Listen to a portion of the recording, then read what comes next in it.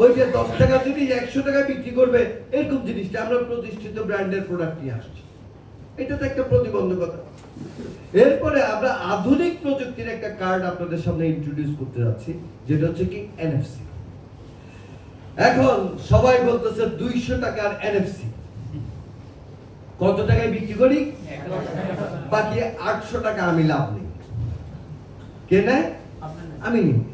খুব ভালো কথা, খুব ভালো কথা। তো ভাই রে, এতদিনে আমি 1 লাখ লোকের কাছ থেকে এত কার পিছে টাকা নিয়ে নিয়েছি, তুই মামলা কর। তুই মামলা করে, মামলা করে না, কিন্তু কি করে? সোশ্যাল মিডিয়ায় হামলা করে। হ্যাঁ, 200 টাকার কার্ড 1000 টাকা। আশরাফুল আমিন টাকা নিতেছে। ভাই, আশরাফুল আমিন 1 টাকাও নেয় না। যদি আপনাদের সামনে বলি, এখানে আমার বোর্ডের লোকজন বসা আছে, এই প্রতিষ্ঠান 2024 সালের আগস্ট থেকে অদ্যাবধি পরিচালনা ব্যয় আমি বহন করি।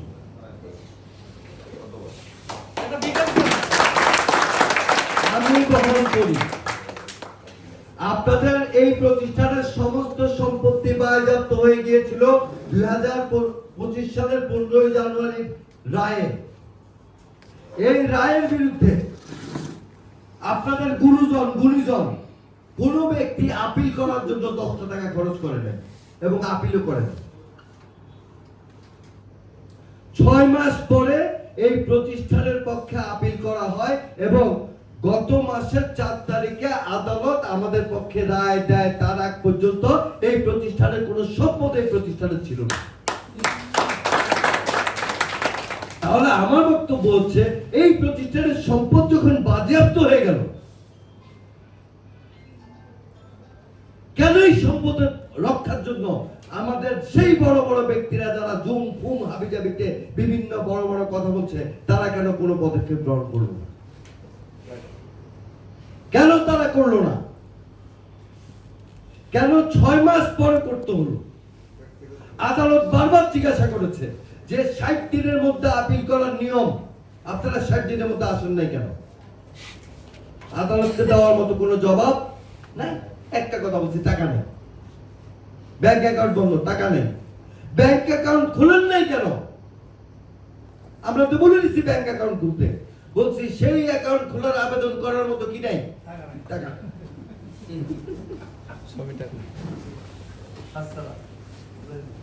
বুঝতে পারছেন? কিন্তু আপনি আমাকে বলেন তো, টাকা নাই বললে কি আদালত শুনবে? না। আপনার চিকিৎসা করার জন্য হসপিটাল গেছেন, যদি বলেন টাকা নাই, চিকিৎসা হবে না? জোগাড় করতে হবে। যেই মালিক পক্ষ প্রতিষ্ঠানকে পরিচালনা করার ব্যয় জোগাড় করতে পারে না, সেই মালিক আমাদের দরকার নেই। কারণ ৪৫ লক্ষ মানুষের স্বার্থ সংরক্ষণের জন্য প্রথম দরকার হচ্ছে প্রতিষ্ঠানকে সংরক্ষণ করা। অবশ্যই জানেন, আমরা অনেক আগ থেকে আমাদের মধ্যে একটা জিনিস তৈরি হয়েছে। আমরা বলতাম আমাদের দেশে কবে সেই ছেলে হবে, কথায় না বড় হয়ে আমরা বলতাম, কিন্তু ক্লোজিং টেবিলে আমরা শুধু গোল্লা কথা বেঁচে কিন্তু আমরা টাকা ইনকাম করতাম। তাহলে আমরা বলতাম কাজ করব, কিন্তু আমরা ইনকাম করতাম কি বলে? ওই কথা বলে। আমরা এখনো ওই চরিত্র থেকে বাইরে যেতে পারিনি, যার কারণে বলে give me money, I will give you post. হ্যাঁ, মহাত্মা গান্ধী বলছে কি, যে give me blood, I give you freedom. আর বলছে give me money, I give you post. কর্মসংস্থানের কথা কিন্তু বলে না। কর্মসংস্থান আছে। আজ পর্যন্ত আপনারা দেখবেন যে আমরা যাদেরকে গুরুজন বলি, তারা কি বলতেছে যে এতদিনের মধ্যে আপনারা এই কাজটা করে দিব? অদ্ভুত ব্যাপার। আমি মাল্টিপারপাসের একজন বিনিয়োগকারী। মাল্টিপারপাসের প্রথম কাজ হচ্ছে, আমরা 12 বছর যারা বিনিয়োগ করে চুলবাল পাকায় ভালাইছি, আমগো বিনিয়োগের টাকাটা ফেরত দেয়, আর আবার নতুন করে শেয়ার কিনতে। আরে অদ্ভুত ব্যাপার ভাই। আমি আগে বিনিয়োগ যেটা করছি সেটা ফেরত দেয় না, সেটা দরকার। তা আমার বক্তব্য হচ্ছে আপনাদের প্রতি, আমরা আইনকে প্রতিপালন করে এগিয়ে যাচ্ছি, আপনারা এই আইনটাকে মেনে এগিয়ে যান। বিভ্রান্তকারীরা বিভ্রান্তই করুক, কোনো কিছু যায় আসে না। জানেন বিভ্রান্তকারীরা কি করছে সর্বশেষ, যদিও আমি সমালোচনা করতে চাইনি, তারপরে মনের দুঃখে কথাটা বলতেছি। এই বোর্ড চেয়ারম্যান কোনো কাজ করে না। এই বোর্ড চেয়ারম্যান কি কাজ করছে, গত 1.5 মাসে আমি এই কোম্পানির সাথে অ্যাজ এ সিইও হিসেবে জড়িত, বা 1 বছর যাবত কাজ করছি, লাগবে না, আমি লিস্ট করছি 173-এ যা যা বলেছে 80% কাজ করা সব কমপ্লিট। বাকি কাজটা করে ফেলতে পারতাম, পারতেছি না কেন জানেন? স্পেশাল অডিট করতে বলেছে কোর্ট, পত্রিকায় বিজ্ঞপ্তি দিচ্ছি, 3টা পত্রিকায় বিজ্ঞপ্তি আসছে, 10টা কোম্পানি অডিট ফার্ম আমাদেরকে তাদের প্রপোজাল সাবমিট করেছে। আজকে 1 মাস যাবত অডিট কমিটিকে বলতেছি যে আপনারা একটা অডিটরকে নিয়োগ করে দেন, সিলেক্ট করে দেন, আমরা যেন স্পেশাল অডিটটা কি করতে পারি। ওনারা কোনো জবাব দেয় না। আমি লিখিত চিঠি দিলাম, 7 দিন সময় দিয়ে কোনো জবাব নাই। এরপরে প্রথম তাগাদা পত্র দেওয়ার পর যিনি অডিট কমিটির চেয়ারম্যান, তিনি মাননীয় চেয়ারম্যানের কাছে চিঠি দিয়েছে, আশরাফুল আলমকে প্রতিষ্ঠান থেকে বাইর করে দাও। তার কারণ কি, যেন স্পেশাল অডিট করতে কি না পারে। আচ্ছা ভাই, অডিট যদি না হয় আপনার দায় দাঁড়া কি নিশ্চিত হবে? অডিট করতে দিবে না, ব্যবসা করতে দিবে না, প্রতিষ্ঠানের লাইট চলুক এটা চলতে দিবে না। অদ্ভুত ব্যাপার। এভাবে কি চলতে পারে? আমি বলেছি আরো 2টা তাগাদা পত্র দিব, দেওয়ার পর যদি অডিট কমিটি স্পেশাল অডিটর নিয়োগ না করে, প্রয়োজনে তাদের বিরুদ্ধে আইনি পদক্ষেপ গ্রহণ করব।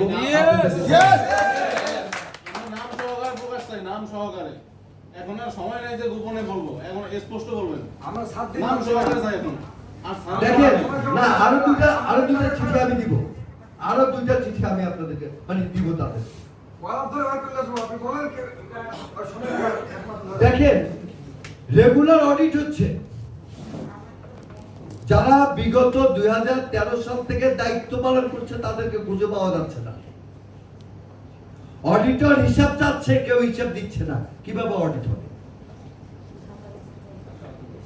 অসহযোগিতা করে চলছে। বাট যে যত অসহযোগিতা করুক, আজকে এখানে 50-60 জন পিএইচডি আছেন, আগামী 1 সপ্তাহ পর আবার আপনাদেরকে ডাকবো। এখানে কি 500 পিএইচডি হবে না? 500 থেকে 5000 হবে ইনশাআল্লাহ। আমাদের ন্যায্য অধিকার আমরা কি করব?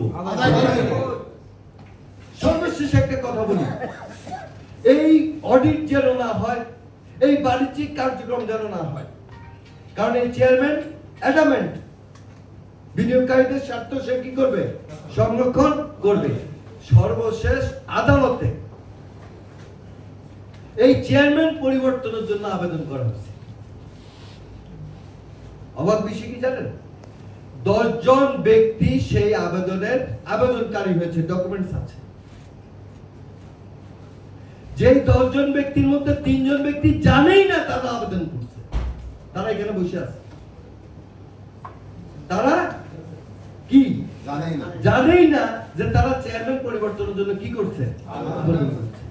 আরেকজন আবেদনকারী আছে যিনি 2008 সালে মারা গেছে। কত সালে মারা গেছে? 2008 সালে। তাহলে কত বড় মিথ্যার উপর ভর করে আদালতে একটা পিটিশন করা হয়েছে এই চেয়ারম্যান পরিবর্তনের জন্য।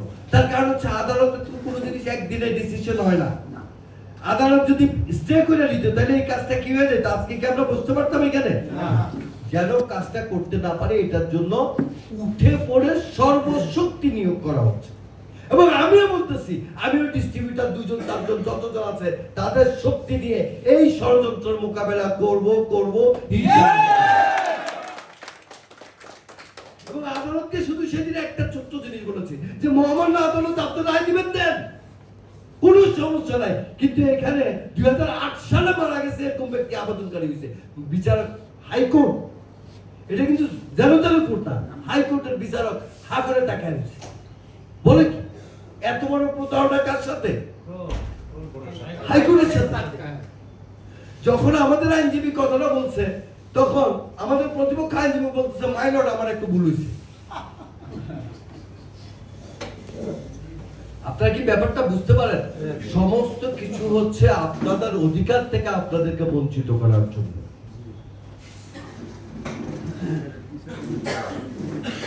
কেউ কেউ বলছে মব হবে, মিছিল হবে, এই আলিস সেন্টার থেকে আমাকে বের করে দেওয়া হবে।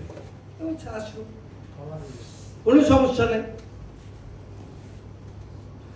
তো যাই হোক, পরিশেষে আমি আপনাদেরকে বলতে চাই যে আপনারা পিএইচডি প্রফিট শেয়ারিং ডিস্ট্রিবিউটর যারা আপনারা আলিস সেন্টারে আসেন, তাদের সম্পর্কে ফেসবুকে কি লেখা হয় আপনারা নিজেরাই দেখেন। হ্যাঁ, দেখেন না? আমরা পিএইচডিটা দুর্বৃত্ত। হ্যাঁ, আপনারা এটা সেটা।